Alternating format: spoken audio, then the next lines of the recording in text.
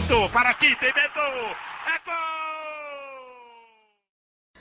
Salve, salve, meus amigos! Deixe seu like neste vídeo, inscreva-se no canal caso você não seja inscrito. Estou com a voz bem ruim, mas tudo bem, vamos gravar o vídeo pós-jogo de Flamengo 1, Amazonas 0, uma atuação muito ruim do Flamengo, sobre a qual a gente vai falar mais adiante, mas vale pelo gol do Pedro de joelho, né? Após um chute do Igor Jesus, no segundo tempo o Flamengo melhorou, e o Pedro mostrou que não tem debate entre ele e Gabigol no comando do ataque do Flamengo, né? Ainda mais depois dessa trairagem do Gabigol, que apareceu com a camisa do Corinthians, né? Isso só queimou mais o filme do Gabigol no Flamengo. E o Pedro não, segue fazendo os gols dele. É impressionante a média de gols do Pedro nessa temporada. É o titular absoluto da posição e mostra que não tem para o Gabigol, né? Nem entrando durante o jogo. O Tite me parece que resolveu preservar o Gabriel, mesmo com o Pedro não estando 100% das condições físicas dele. O Tite não quer saber disso não. Ele colocou até o Vitor Hugo para jogar no lugar do Everton Cebolinha e não utilizou o Gabigol. O Gabriel, que ficou lá mofando no banco de reservas, eu acho que foi uma decisão certíssima do técnico Tite. Não estou preocupado que o Tite preserve o Gabriel, não é isso, porque uma hora ele vai ser vaiado. A questão é o futebol dele. Não tem condição. O Gabriel, nas partidas em que entrou, apresentou futebol constrangedor, né? Eu acho que até o Tite o preservou, preferiu fazer isso do que jogar o Gabigol aos leões na partida contra o Amazonas, né? Uma decisão dele que eu concordo, com a qual eu concordo, embora o Flamengo tenha jogado mais uma vez muito mal sob o comando do técnico gaúcho. Esse vídeo tem um oferecimento da KTO. Você que gosta de fazer a sua fezinha, não conhece o site kto.com, meu camarada? Então você não sabe o que está perdendo. Entre agora no site kto.com, faça o seu cadastro e quando você o fizer, você vai utilizar o meu cupom que é Bernardo, tá? Usando esse cupom Bernardo, eu vou lhe dar 20% de bônus em relação ao valor do seu primeiro depósito, valendo até R$100. Por exemplo, você depositou o máximo R$100 no seu primeiro depósito, eu vou lhe dar 20. É óbvio que você vai usar esse crédito para fazer a sua fezinha no site kto.com. E as melhores odds do mercado eu as posto diariamente no meu Instagram. Acesse o meu Instagram, que é @BernardoAqui. Siga-me por lá. E nos stories, diariamente, eu posto as melhores odds do mercado para você. Tá bom? Retomando o papo aqui. Eu acho que você concorda comigo. Deixa aqui nos comentários que não tem discussão, né? O Pedro hoje é o titular absoluto da posição. Hoje não, faz tempo, né?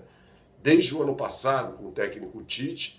O Gabriel tinha um problema físico, que ele mesmo revelou, mas nesse ano não fez por onde. Tem apenas 2 gols na temporada contra os fracos times do Sampaio Corrêa e do Volta Redonda. É muito pouco, até o companheiro Gustavo Villani falou na transmissão do Sport TV que o Gabriel precisa se movimentar, precisa se mexer, né?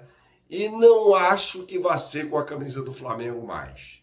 Não acredito nisso. Não acredito que o Flamengo vai renovar o contrato do Gabigol, a não ser que ele aceite ganhar bem menos. É uma situação muito complicada para agora a camisa 99 do Flamengo. Muito complicada. O Pedro mostrou que o Gabigol não tem espaço nesse time do Flamengo, né? Foi o Flamengo que jogou mal contra o Manaus. O primeiro tempo foi de dar sono. Foi de dar sono. De tão ruim a atuação do Flamengo na primeira etapa. Esperava um Flamengo muito mais aguerrido, ainda mais diante das últimas atuações, né? Em que a equipe venceu o Corinthians e venceu também o Bolívar, jogando bem em ambos os jogos. Contra o Amazonas, não. Deu alguns passos para trás. A gente pode botar a culpa no gramado? Pode. Mas também alguns jogadores do setor de meio de campo, que não renderam absolutamente nada, né? Casos do Alan, que não repetiu as boas atuações dele, De La Cruz até que tentou alguma coisa, mas saiu até com dores no joelho, numa imagem muito preocupante, né? Ele com uma bolsa de gelo por ali. E o Arrascaeta, O Arrascaeta tá mal, tá jogando mal, não está jogando bem, pelo menos no padrão Arrascaeta, né? Ele teve até uma oportunidade ali de chutar da entrada da área, preferiu não chutar, deu um passe pro Pedro, passe ruim, aliás, o Arrascaeta tá mal, tava mal no jogo, parecia futebol de Masters até, né? Eu fico preocupado com isso, porque um bom desempenho do Flamengo na temporada passa pelo bom desempenho do Arrascaeta. E o Arrascaeta, mais uma vez, não jogou bem. O Everton Cebolinha tampouco. O Pedro fez o gol, acho que sofreu um pênalti no primeiro tempo.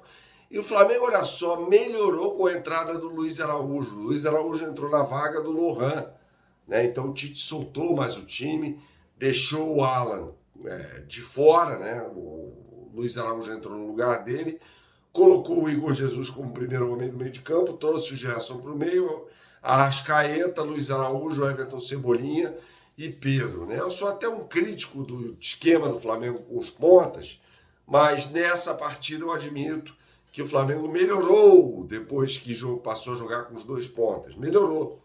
O Flamengo melhorou.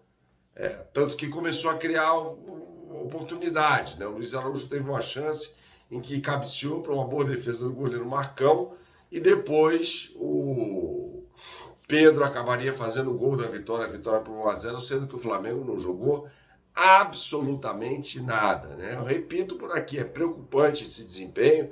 Acho que o Flamengo pode e deve render mais do que isso.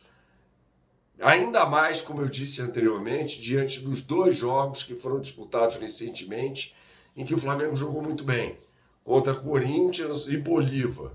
Aí você olha para esse jogo contra o Amazonas e você fala, caramba, o que foi isso? Será que foi uma recaída? Ou será que esse é o Flamengo de verdade? Deixa aqui nos comentários o que você pensa. E aquele Flamengo ali foi uma exceção. Tenho medo disso. Tenho medo do que possa acontecer mais adiante. O fato é que o Flamengo está classificado para as oitavas de final da Copa do Brasil. Sabe-se lá quando vai ser o sorteio, por causa de toda a questão envolvendo os jogos adiados das equipes do Rio Grande do Sul. São confrontos entre Internacional e Juventude, Grêmio e Operário, e Ipiranga de Erechim e Atlético Paranaense. Os jogos estão adiados, sabe-se lá quando serão disputados, e aí a gente não sabe como será o sorteio, tá bom? Lembrando que é sorteio, tá? Saudações, até a próxima e tchau, tchau.